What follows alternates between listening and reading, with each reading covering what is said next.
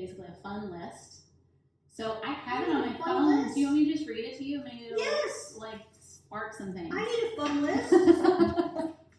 Give me a fun list.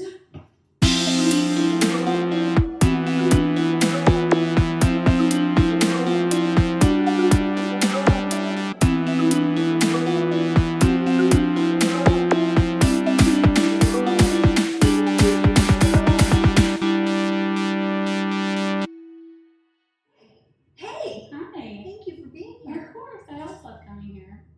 We're going to dive right in. Okay. Ready for the first question? I'm ready. Tell everybody your name and 3 words that describes your spiritual wellness journey. My name is Jessica Gaines JARBOE, and 3 words that describe my spiritual wellness journey are peaceful, tumultuous, and joyful. What is tumultuous? What is Like turmoil? up and down, crazy. Like a roller coaster. Yeah.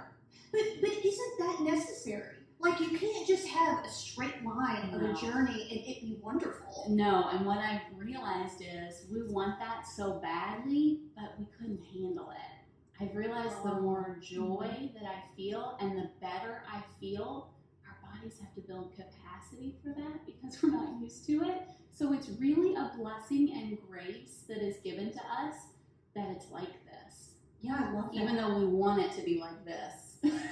I agree, and we in every aspect. Like, I deal a lot with weight loss coaching, and so many people want a straight line, Yeah. and it plateaus and comes down and plateaus. And it's exactly what you said. Your body has to pause and live where it is. Even with weight loss, like, you would go into shock. You would shock your body, and I think that laps over into what you're saying, that you have to catch up, stabilize, and prepare to keep growing. Yeah. So I love that being one of your words. Yeah, and it's like, this feels really good. And when this starts happening, you begin to think something's gone wrong. And nothing's gone wrong. It's exactly where you need to be, because what happens, you're on the spiritual journey, you're releasing all of these old beliefs. You're basically becoming a new version of yourself. And so then all of the old things that need to be cleared come up. And that feels like sadness, grief, anger, frustration, things coming at you that feel like problems. And that's the downward. And you feel like something's gone wrong, but nothing's gone wrong. It's coming up to be cleared because you're ready for it. It's coming up to be clear. It's like you're a whole new person, and everything that was that old person is coming up. And because you're a different person in that moment, it feels much more intense. Yes. But it's there for growth, and it's there to be cleared. It almost challenges you, saying you've got to deal with this to move on. Yeah. And I love how it's an opportunity. You know, I think we have talked about Byron Katie before, where she sees everything as an opportunity to question. And so I wrote down what you said about old beliefs that come up, and we're so resistant, you know, and I think that's just that ego that wants to fight these old beliefs. But Byron Katie talks about sitting with them. Would you find that that's true? If you have an old belief that comes up and challenges you, you sit in it. Yeah, I mean, not always, ideally, like, we're human. But yeah, I love Byron Katie so much. She had such a spiritual awakening that her mind is so open that it is like a child. And so her mind to her feels like a playground. So anything that comes up that causes suffering, you know, they say we will have pain. Pain is in the present moment. The suffering we don't need. The suffering is caused by the mind of thinking about the pain in the past and the future.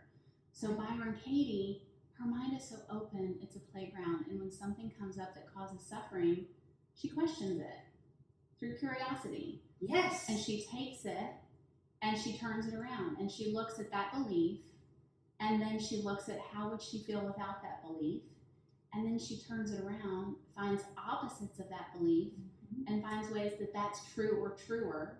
And there's no right or wrong. It's just for you to be free And so, release. yeah, so that exercise has really been powerful for me. I mean, honestly, I love Byron Katie, and I would listen to her a lot. It took me a while to implement that because it felt overwhelming. I love listening to it, but sometimes it takes a while to implement, and that's okay. Well, and it's just tools in your toolbox. Yeah.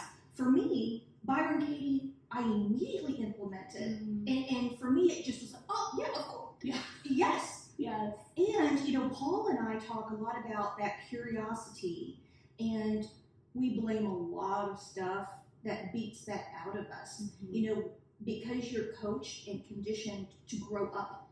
Yeah. And going through our school here in America, they kind of, and this is what Paul says, kind of beats that curiosity out of you. And I think that's such a hindrance, that's such a thing that when you then reawaken spiritually to try to tap into that curiosity, it doesn't always feel natural. And so that's so interesting. Before we go on though, I do want to jump back. Let's jump back in time. Yeah. I want you to tell the audience though, like, speaking of childhood, tell us what your spiritual practice was in your household growing up. Let's say Jessica's 8 years old.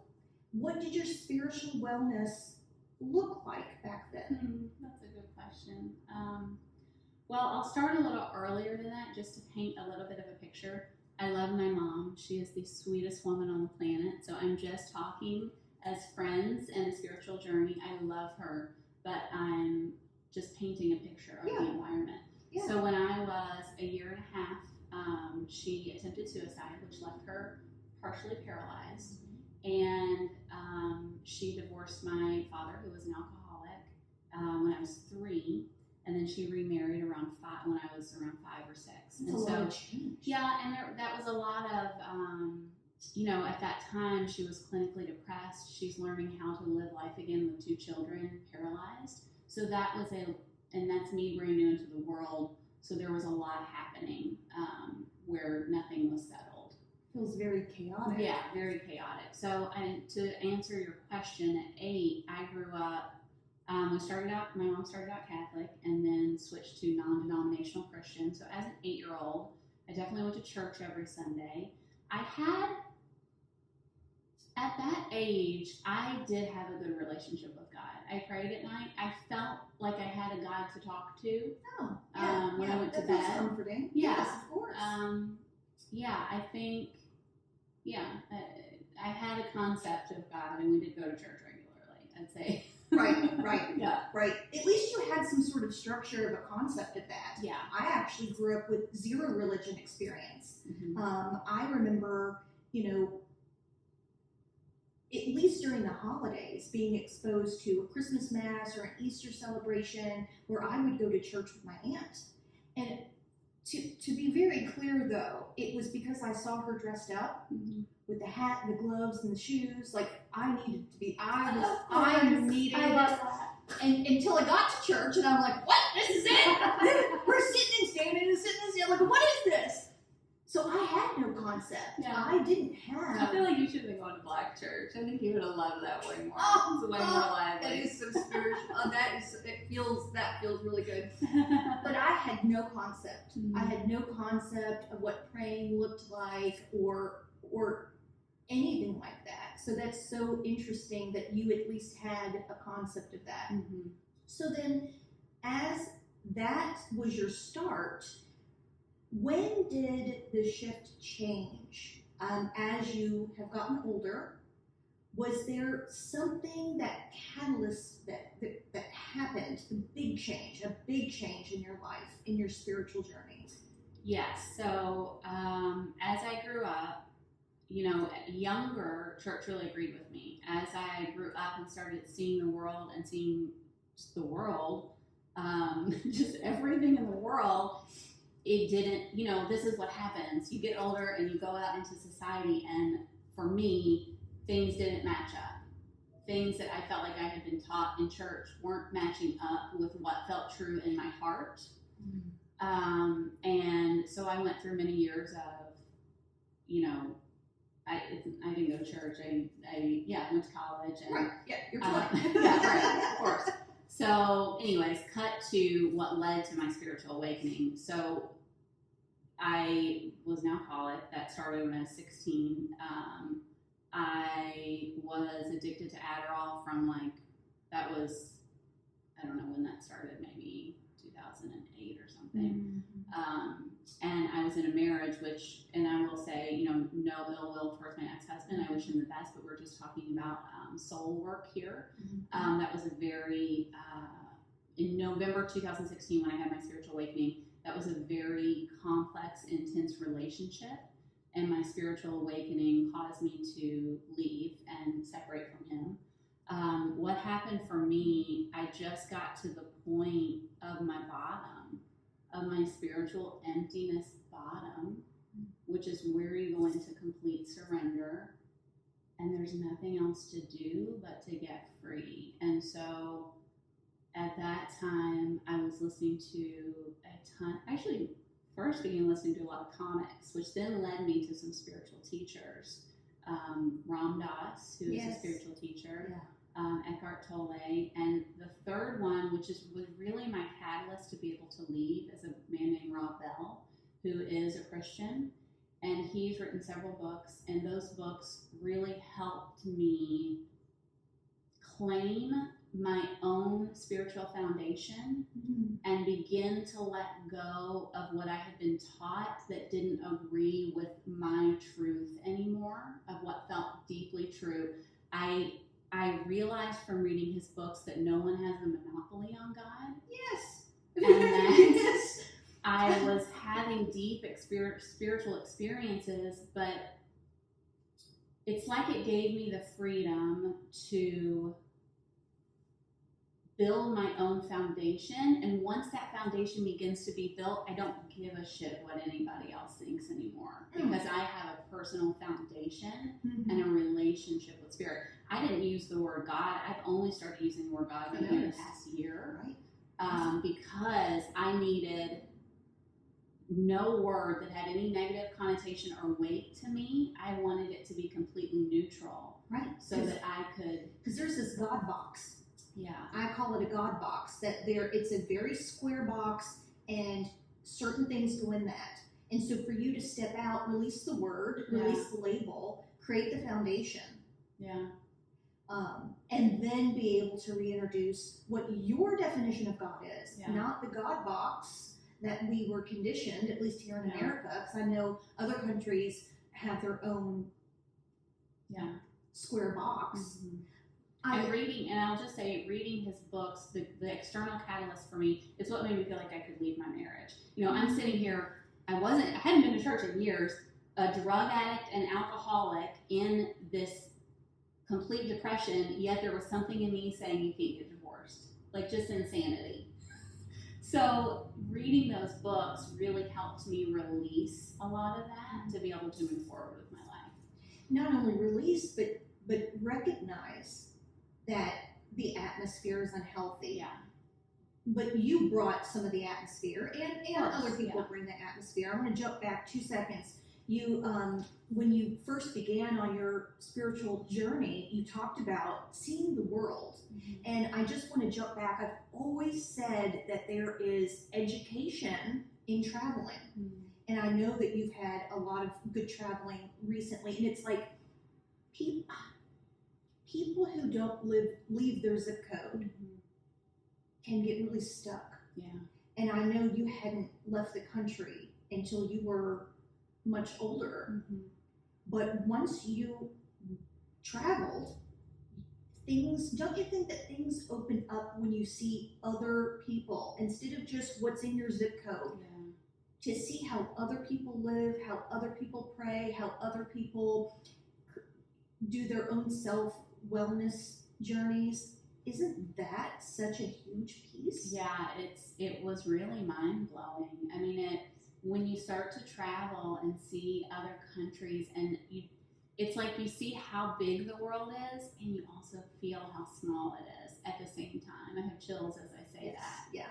I did a lot of solo traveling, Yes. which was intuitive for me. So proud of you. I remember when you went off. I think I'm like, you didn't have a suitcase, and I'm like, okay, take this suitcase, take this backpack. Like, I gave you all my traveling crap. I was like, go, be, because I saw your desire. Mm-hmm. You were so, I remember this big transition in your life where you were so thirsty to self-discover or push your own discover. Yeah.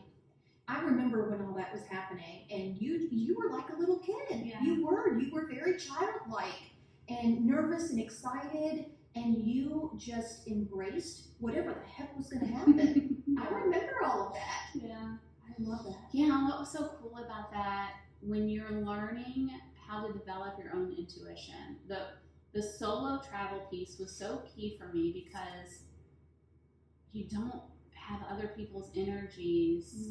It's like it was quiet, and I could listen to what I wanted to do, to what the next step was, and I was so led to the most beautiful experiences and got to really fall into trust. I mean, I feel protected and am a trusting person anyways, but like across the world, just feeling trusting of people and it working out every time.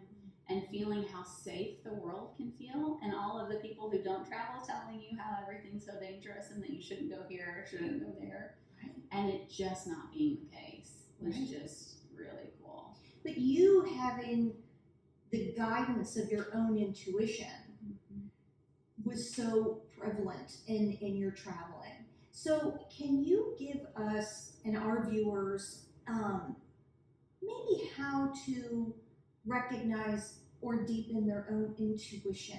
How do you get there? How do you strip away the ego to be able to find what feels like a flow? I would say, the easiest practice, and I think it all kind of comes down to this, is just closing your eyes, feeling inside your body, and feeling the difference between when you tune into your head and when you tune into your heart. So a good simple practice is closing your eyes, tuning into your heart, and you can do that just by placing attention on it. Just place your attention here. You can put your hand on your heart, ask a question, and then just be quiet and listen for the answer. And a lot of times your heart will speak very simply, and it will be pretty immediate, and then the brain will come in. Right, it's the suppressing of the chatter, and to quiet that, to bring your intention down, is complicated for many people. Because do you ever listen to Brene Brown? She says that we're not thinking people with emotions. We are emotional people who think. But we have it reversed. We go here first, then here. And so you have practiced flipping that. Yeah, and like it can be really light. The other thing I have found is we make it so serious, and spirit is hilarious and light and playful and joyful. So when you do that, it doesn't have to be serious. Make it fun, make it silly. I'll ask all the time, if there's something that I want, I just say, hey spirit, this is what I want, and then I just stay open.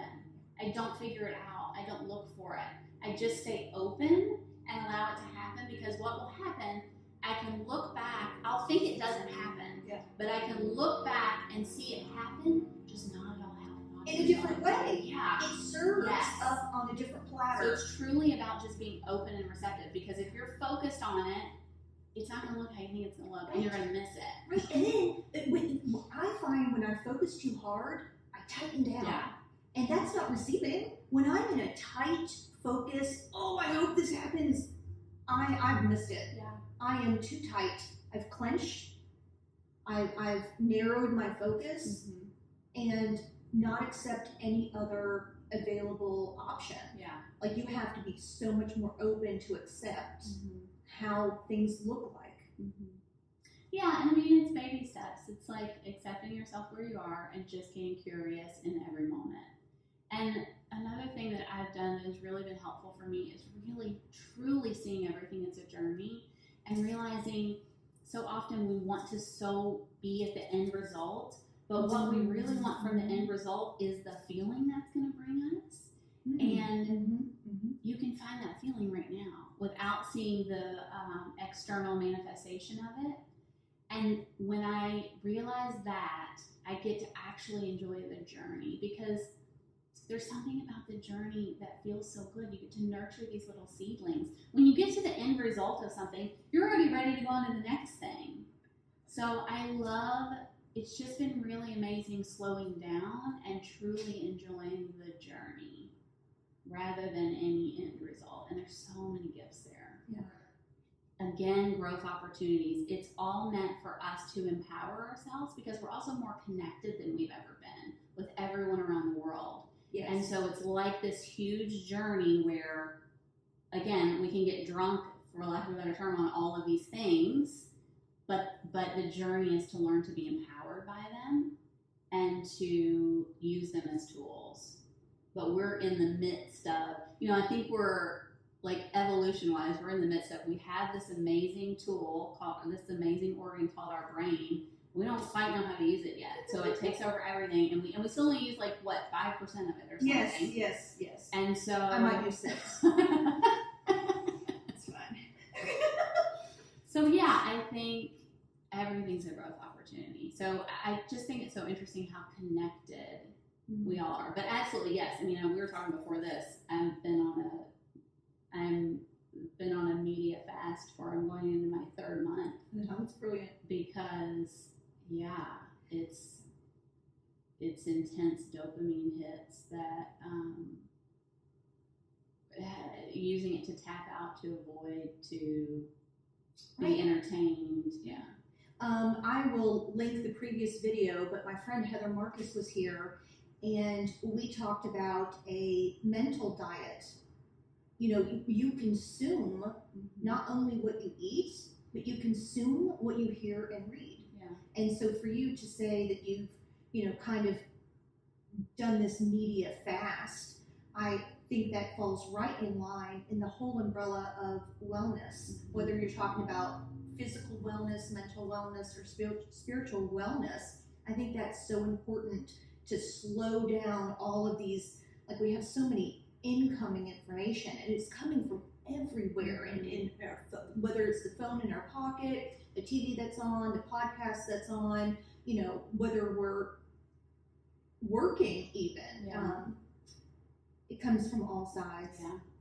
You mentioned the word tool, and you pointed to your head being one of the tools. Yeah. But I do want to talk about some other tools that you've used to enhance your journey. And I asked you to bring a book, and I think learning and reading and growing is a huge part of it, because in order to question our beliefs, we have to have something that pokes that a little bit. And so I think books, you've mentioned a couple authors already, but I think there are so many good books that just challenge you a little bit. And so let's share our books. Yeah, okay.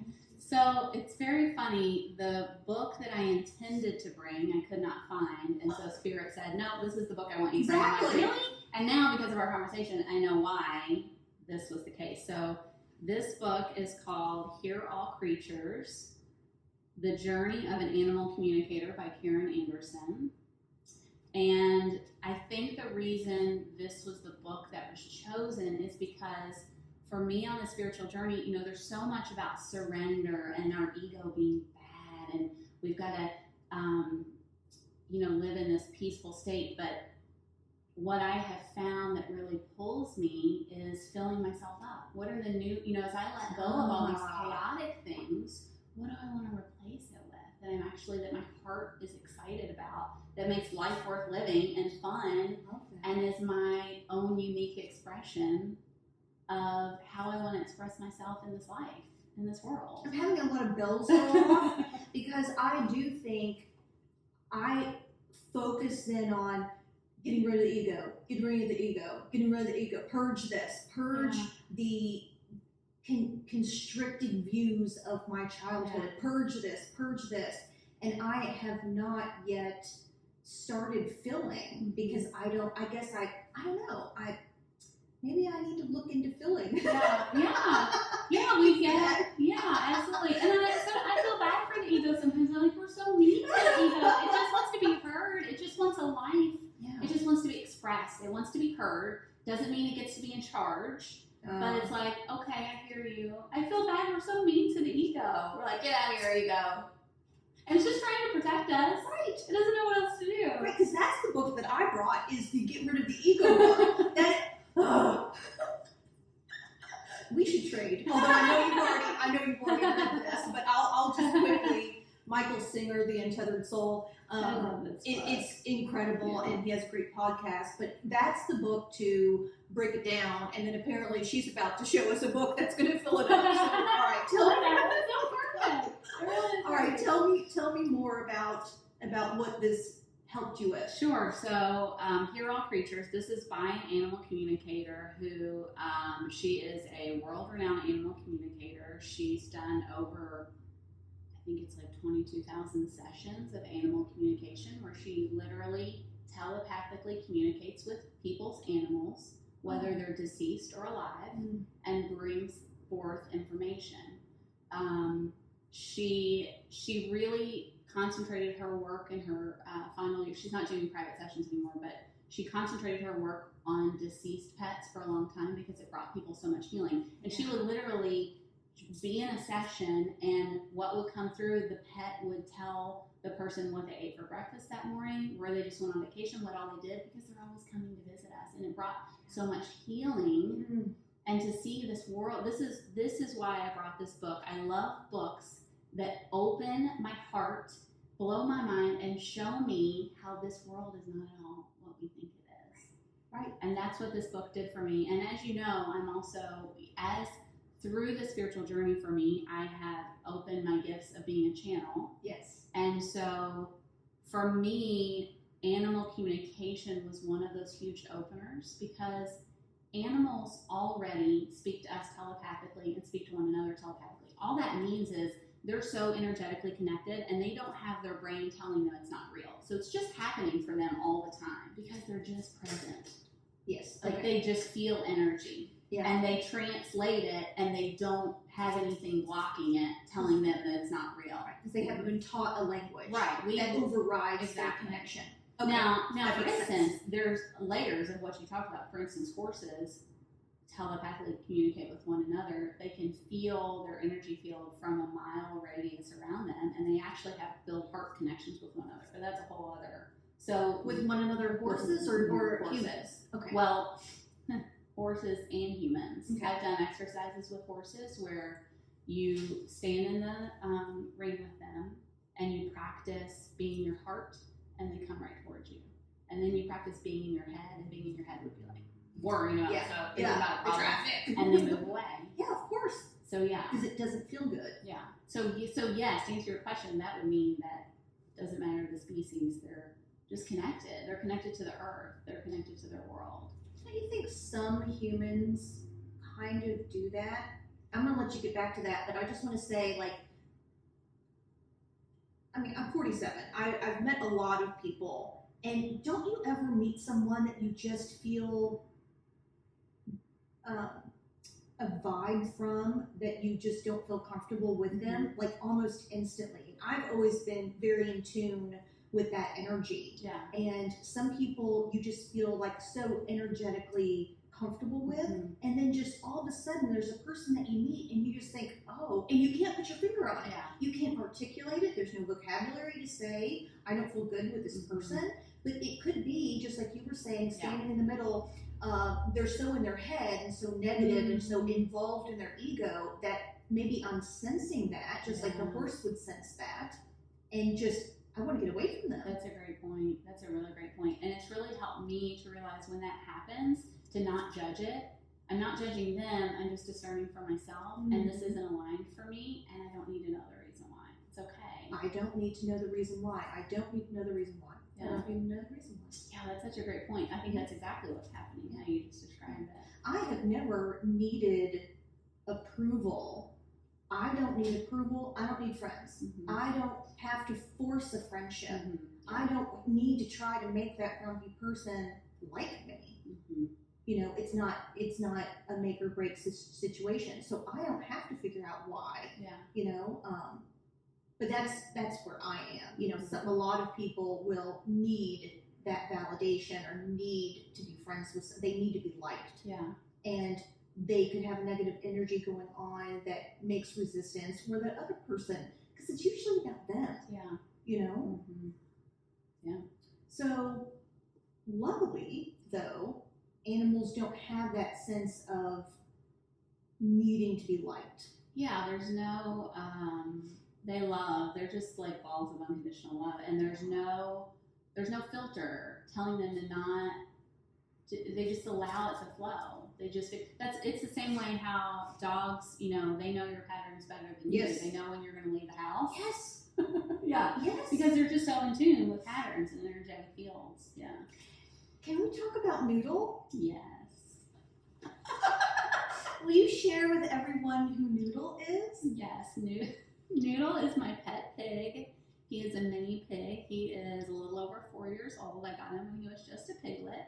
And his breed is Juliana, and he is very famous on social media. He is. Do you feel like you were drawn to him? Did he come into your life at the right time, looking back? I mean, I'll tell y'all. I don't know if y'all are ready for this. This might be a little too, but I told you before this. I'm completely authentic at this point. So Yeah, nothing to lose. Who cares? So yes, 100%. We definitely found each other on purpose. Yeah. I have channeled Noodle. So animals feel different. It's just different, just like humans, different energies when you channel. Some are much more present. Some, it takes they're a little bit more shy. Noodle is right there. He's ready to go. He's been such a teacher for me because he is such a master of the other dimensions, while also in his pig body so grounded and present. Yeah. So he's like a master of both being grounded and connected to the divine. Like Yoda. Yeah. And we've taken pictures, and he looks like Yoda sometimes with his little ears. So when I channeled him, he is, in other lifetimes, he was a monk. He's extremely wise. Mm-hmm. He came here in this life as a pet pig because he said, one, it's just a blip of time. He thinks it's hilarious that he's here as a pig. His message is that it gets to be fun. He actually wants me to do a podcast called Spiritual Piggy Podcast where he gets channeled and he can bring his message forth because he has a lot to share with the world. I love it. Yeah, but his message is that it gets to be fun. He's like, I came as a pig. It's like a blip. It's like a blink of an eye. And he came to find me, and it could have gone another route, but he was willing to take that chance. And so we're very connected. I was telling you before we started that anytime I do anything spiritual based, if it's on online Zoom meeting, anything, he just shows up. He busts in my office and he stays. He wants to be part of it. He can feel the energy. And he's also very much a pig. So I feel, we've talked about this with pets before. He is one of my pets that I feel a deep connection to, like that our souls have been together eternally. Yes, Yeah. we have talked about soul connections Yeah. that go so far back into a time existence that I can't even comprehend. Yeah. And I do feel like animals are sent here to teach us so much. Oh my gosh. Delving into animal communication, animals are such guides for us. They are reflections of what is happening in our life. A lot of times they will take on things that are happening to us. And it's been amazing the more that I learn about animal communication, what they are here to teach us, and how they specifically come to their owners with certain lessons, and how they're reflections of what's happening in our life. Just because I know you. So a few years back, I can't remember the timeline for you. You were searching to discover your most authentic self, and whether that's internal. We could talk so much about how does your internal authentic self manifest then externally. And I remember us talking about trying different hairstyles, different makeup, different clothing choices, and you tried on a lot of different identities. Mm-hmm. But to hear that, here comes Noodle as a pig, saying, here, you can even be your most authentic self as a pig. Yeah, that's so true. So that is what he taught you. Yes. Because you were investigating. I remember you had gone to maybe Florida, or you were doing that photo shoot where you got to try on these different outfits and just what feels natural, what matched up. So I love hearing that Noodle was able to help you with that. Yeah. Don't you think? Yes, I love that so much. Thank you for sharing that. Yeah. That's another. Because I'm just here outside. Yeah. I'm an outside absolutely. perspective of, because I do get to see you in all of these little snippets of your journey. Whether I gave you the suitcase to get the hell out of the zoo. That's so true. Yeah, you really have been in each piece. Yeah. It's fun. Yeah. It's fun to watch. Yeah, you're so right about Noodle. He is just like, I'm here, I'm a pig, be yourself. Yeah. So are you doing animal communication for others, and what does that look like? Yeah, so I am, and I've now taken, Karen has actually taken me on as a mentee. She is my mentor at this point. So I love that. And what I've really learned about animal communication is any type of channeling, you're literally just learning a new language. I mean, you're learning a new language. So it takes a lot of practice. Once you're open, it just takes practice. You're literally learning a new language. So to answer your question, yes, I do several different things. I do channeling sessions for people. I'll connect with deceased loved ones and ask questions. Connect with animals, deceased or living, and ask questions. I also do Akashic Records readings for people, which are, the Akashic Records are the subtle energetic imprint of everything that's ever happened, everything that could happen, and everything that has the potential to happen. And for me, I set at the beginning of the session, we set the intention by saying the Akashic Prayer. And for me, it feels like an intense, palpable energy that translates as unconditional love. And with it comes insight and psychic guidance for the receiver, and is really meant to speak to the creative essence of that person and their soul. Yeah. And so people will typically bring some questions of some things that they want clarity around or forward movement on. And we just open the Akashic Records and allow their guides and their guardian angels. You have a whole spirit team of just supporting you. Yeah. And so that information comes through. That's awesome. I've done, I did a little stint where a woman contacted me to channel her son who has autism that is mostly nonverbal. And that was an amazing experience, and that led me to connecting with some other people who had family members who had disabilities that were severe enough that made them not be able to speak. And those souls are just so extremely powerful. Because they're still communicating. Just because they can't speak, they're still communicating. Yes. And so they, those are very wise, powerful souls that came here. It's almost like they're scientists of the soul. Like, they are here doing deep work. It's really amazing to connect. Yeah. Those connections have been. But yes, so the sessions that I do typically, animal communication sessions, connecting with deceased loved ones, and Akashic Records readings of connecting with people's guides or and guardian angels. If somebody wanted to connect with you, would you tell us how to do that? Yeah, so everything's pretty much word of mouth at this point. I don't have a website or anything. You could message me on Facebook, which my Facebook is just Jessica Gaines JARBOE, and that's spelled GAINES JARBOE. Yeah, that would be the best way. Yeah, Just I'll message link me on it below. Facebook. I'll link it below. Yeah.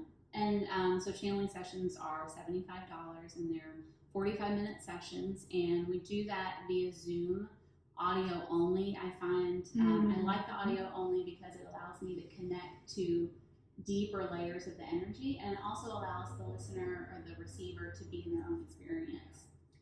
You're doing so great. Are you ready for the last question? I'm ready. We've covered so much.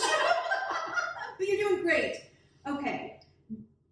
Give us one thing. If our viewers wanted to practice on this journey, is there one piece of advice that you would tell them to go and do today? Is there something you would advise them? What one thing? Just have fun. Just surrender, get curious, and have fun. Get curious about your life. Don't look at what you want your life to be. Look at what it actually is, and then begin to be open to discover where the gifts are in that. Thank you. Yeah. That's awesome. Thank you so much for your time and your generosity to come and spend this with me and our viewers. And I had a lot of fun. I always just feel really good in your energy, and apparently Noodle's here too. I know. So you'll have to send me a photo of Noodle so I can put it up there. All right. Thank you so much. Thank you for having me. All right. Guys. See you later. Bye.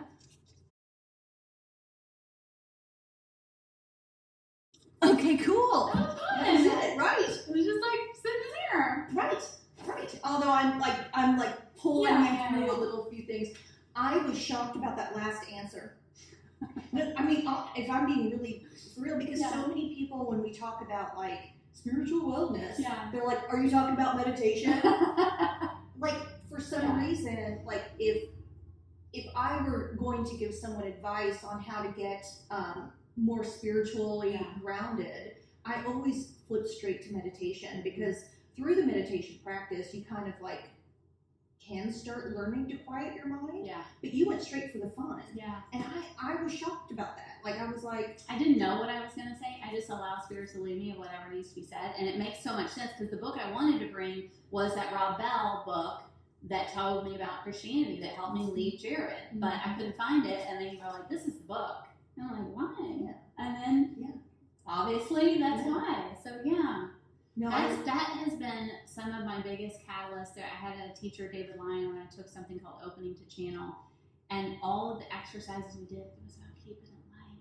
It was about being silly. Meditation for me, I've actually probably just now started meditating more regularly, because it does feel too serious. Yes. And with channeling, sometimes you get with meditation, you feel like you've got to keep releasing thought, but channeling can feel like thought. So like sometimes God's wanting to talk to me, things are wanting to come in, and with meditation, you're possibly not allowing that. Yes. Like visions and different things coming in. If I quiet down long enough, I will get visual representations for me, and I can get there pretty quickly. Yeah. I can turn off sound. Like my Paul gets very distracted. He can hear a cat meow like six. I'm sorry, I interrupted you. It's so sweet. Paul can hear a cat meow from 6 blocks away. And so like he's meditating and he'll get angry that he can't tune that out. Yeah. And I'm like, I immediately can tune something out. Yeah. Like, or even we'll be at the grocery store and he's like, oh yeah, do you remember this song? And I was like, song? And he's like, the radio is on, they're playing music. And I'm like, I have no idea. Like I really can tune things out, which doesn't always lend well, because maybe then I am blocking more information. But I'm visual. Like when I'm in a meditative state, stuff is happening more visual to me rather than just conscious. Yeah. And so now, I don't even know what fun looks like. I really don't. Yeah. I'm like, what the heck does that look like? You know, I don't know. So that maybe your answer was more what I needed. So with the media fasting, we actually had to write a media replacement plan, basically a fun list. So I have it on my phone. List? Do you want me to just read it to you? Maybe it'll like spark some things. I need a fun list. Give me a fun list. Or you want me to send it to you? I love the idea of a fun list. I'll read through. Go for a walk. Play with Noodle. Feel Noodle's energy.